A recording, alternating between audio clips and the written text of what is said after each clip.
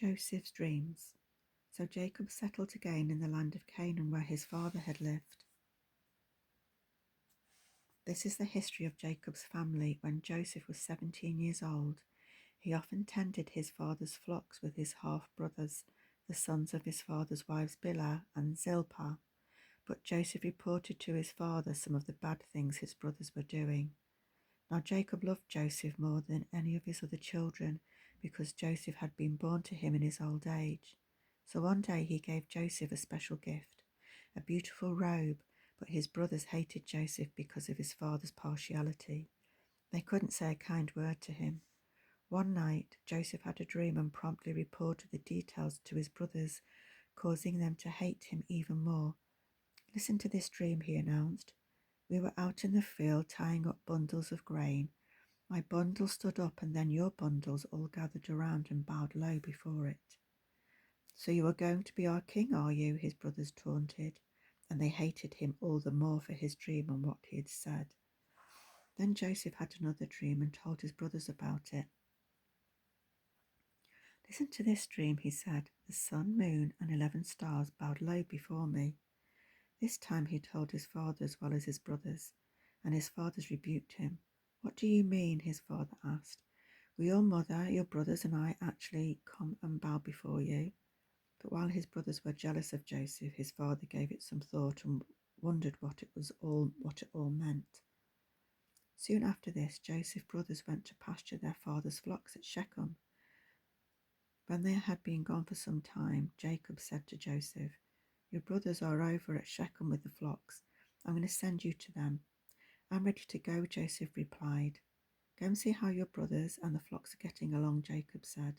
Then come back and bring me word. So Jacob sent him on his way, and Joseph travelled to Shechem from his home in the valley of Hebron. When he arrived there, a man noticed him wandering around the countryside. What are you looking for? He asked. For my brothers and their flocks, Joseph replied. Have you seen them? Yes, the man told him, but they are no longer here. I heard your brothers say they were going to Dothan. So Joseph followed his brothers to Dothan and found them there. When Joseph's brothers saw him coming, they recognized him in the distance and made plans to kill him. Here comes that dreamer, they exclaimed. Come on, let's kill him and throw him into a deep pit. We can tell our father that a wild animal had eaten him. Then we'll see what becomes of all his dreams. But Reuben came to Joseph's rescue. Let's not kill him, he said. Why should we shed his blood? Let's just throw him alive into this pit here. That way he will die without our having to touch him. Reuben was secretly planning to help Joseph escape, and then he would bring him back to his father.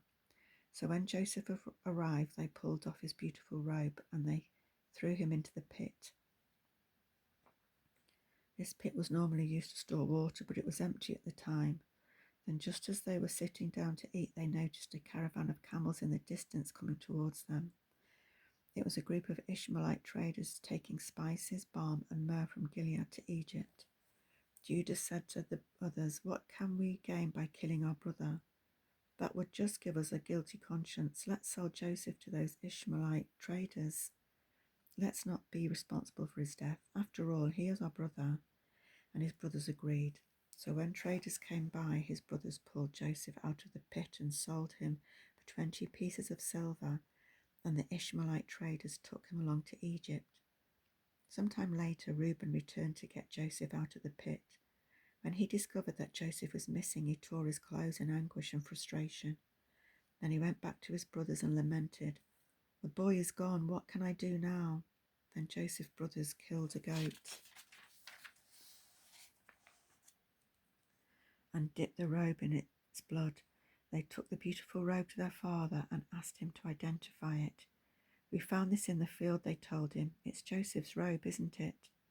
Their father recognized it at once. Yes, he said, it's my son's robe. A wild animal has attacked and eaten him.